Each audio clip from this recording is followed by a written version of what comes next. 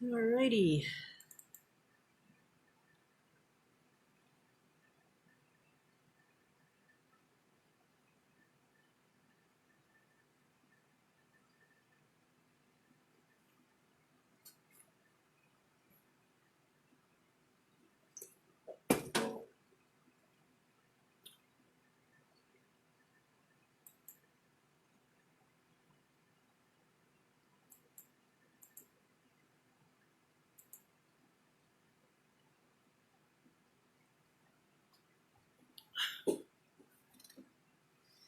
Okay, we are live. I'm going to wait just a couple of minutes to see if Facebook pulls some people on, and then we can get started. Hi, Mary. I hope you have a good day on this hot day. It's another scorcher out there.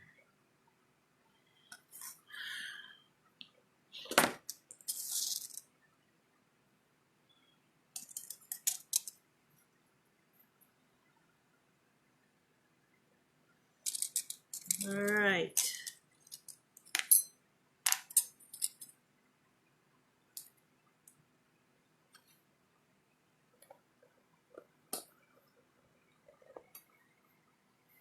Okay, well, I guess I'm going to get started. People can play the replay if they join late. So today, what I'm doing is an enameling demo with what I call inspiration beads, and I'm doing them in the immersion method of torch firing, which, if you're not familiar with that, you will be by the time we're done with this demo. You do need a few different tools to help you do the job, but it's pretty fun. It's a pretty fun thing to do. So I'm going to turn the camera down and show you what I mean by these inspiration beads. If you didn't see the post that I put on the group explaining what they were. These are little copper beads.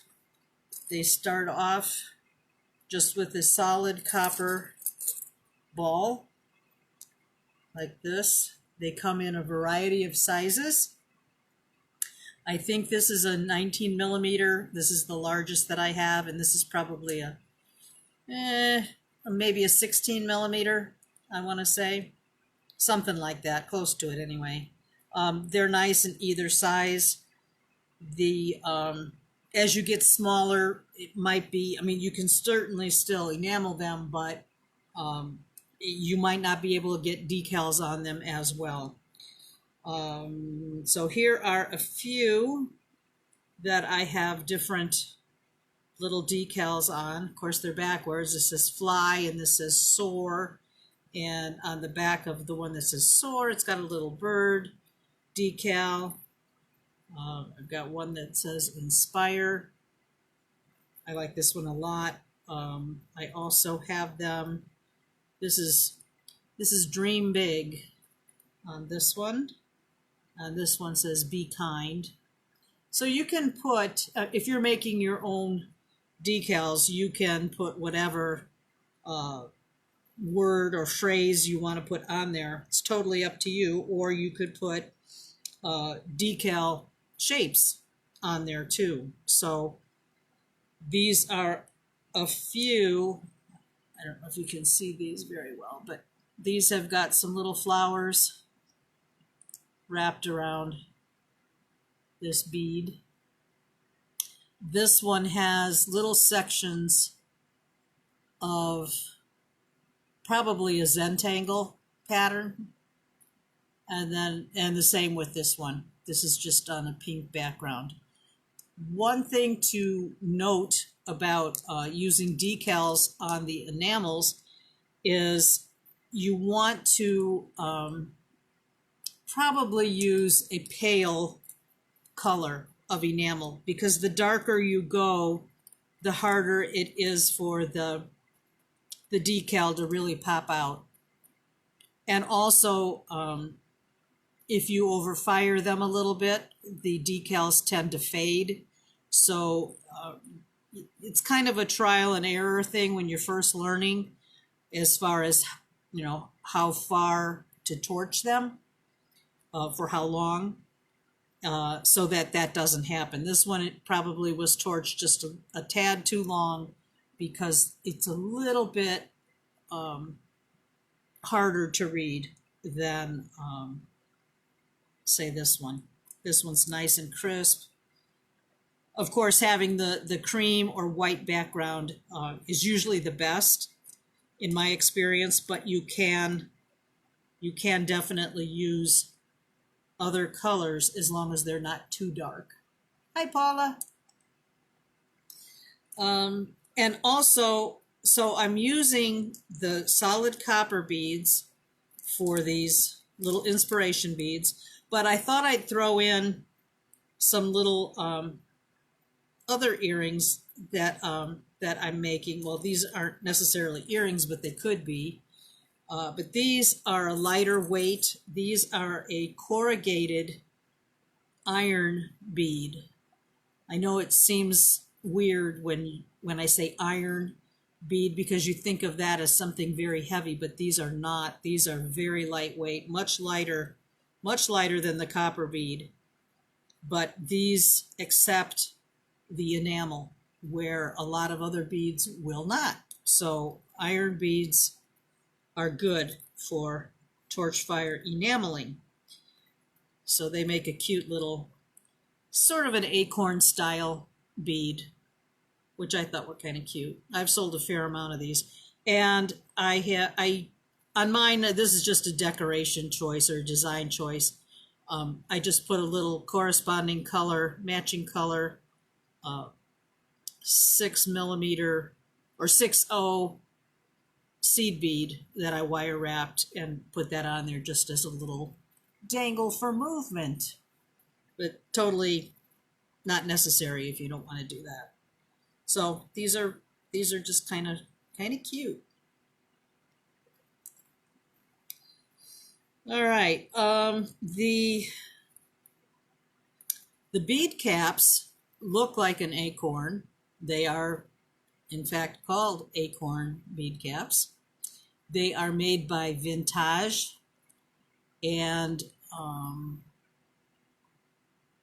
you can get them on Etsy still. I was getting them through the beadsmith, who no longer carries them, which is sad, because I could get a big bulk pack for a lot more reasonable price, but periodically they phase things out. So you can, I looked it up, and you can find these on Etsy still if you like them. These are 13mm size. I don't think they come in any other size, but I will have that on the handout of where you can find them on Etsy. Hey, Tammy. Okay, so that's that. And also the copper beads, I have some resources for them. A lot of places that I have used in the past, for whatever reason, they don't carry the same things all the time. So I had gotten these large ones from Rio a few years ago, and they no longer sell the 19mm, but they still do sell, I believe, the 16mm. But I do have a few resources on the handout that will point you in the direction of some shops that you can still find these things at if you want. Also, now there's a couple of shops that I mentioned on the handout that I have not used. This Beach Castle Beads on Etsy, they seem to have some large size copper beads, but I have not used them before. So I hope that if you do buy something from them, that it's a good shop. I hope you find what you need. But you can always do a Google search for some of these things. You know, just type in 19 millimeter copper, solid copper beads, and hopefully something will pop up. That's how I find a lot of my stuff. So just by doing searches or search on Etsy will also direct you to the right shops. Okay, the other thing we're using is decals. And if you've watched my other videos, you'll know that I do make my own decals. And I have a few other demos in our group, in the files. I made a video, or what is it? A demo video archive, which has got all the files listed of all the demos that I've done for the last year in order and with a name on them. So you should be able to locate those, because I do have another demo on the decals and a couple of them on enameling. So if you need more information than what you're getting from today's demo, I would suggest you look those things up. So anyway, here are some of my decals that I've made. And here's one with words. And I just made them in my Word program. I am not a computer person. I get by, but there's a lot of stuff I don't know about word processing programs and all the things that you can do on them. If you know those things, you know, the world's your oyster. So anyway, I've got some different words here, or the same words in different fonts, larger, smaller, kind of experimented with that a little bit. When I use a sheet of this decal paper, I use the entire sheet. I make sure that I have enough designs on there to fill the page, because, you know, the pages are expensive. I think they're like probably close to $3 a sheet. So you want to get all the room, all the space on your page filled. Because I have found trying to just, you know, if I just printed like a top row of something and then I wanted later to print some more, I get this kind of a black or gray, I should say gray haze on my decal paper. I don't know if it's just from my printer or whatever, but it's like the more times you introduce it into the printer, the more gray scale you get on there. So it's best, they're nice and clean and crisp if you just do it all at one time. Okay. Hi, Dawn. Hi, Sunny. So that's just a thought, but you know, I've got the words, and then I've got like these little tiny guys down here that you can shrink different. Some designs will shrink better than others, but like little birds or little bees, things like that, that you can use on these enamel beads. So it's just a few. You can cut little things out. Here's another one with hearts and like little bullseye kind of things. And here's another one with little honeycomb cells on there that you could cut off and attach to your bead if you wanted to. Okay. And another kind of a cool thing is, oh, here's some birds too. You could maybe make them a little bit smaller, or just cut little sections out and apply them to your bead for your decal. But another thing is kind of cool is the Zentangles. You can get pages of Zentangles. You can Google Zentangles and go into images, and some places give you like a free page, or you could take a coloring book, like Zentangle coloring book, and photocopy or scan a sheet in there and get your designs. And you can see where I've cut, I've cut specific little areas that I wanted to use in my beads. Hi, Benera. Okay, so that is, oh, and Painting with Fire, they have an Etsy site, Etsy shop, and they have pre-made sheets of decals. So if you don't want to make them, you can buy them from Painting with Fire. And they have a nice variety of decals as well. They have some with words and little designs, things like that. Also, Laura, that is the shop owner at Painting with Fire, is offering a discount for our group members. So they're having their Christmas in July sale, and they have certain things on sale for that. And if you use the code ARTISANS, which I will have, I'll put on the website, on our group page later, you'll get a discount from your purchase. So that's kind of a nice thing. And okay, so we've got decals. We have enamels. I use my tins for enamels. And for the immersion method, let me see, I'm going to leave the words out here. Wherever they are, here they are.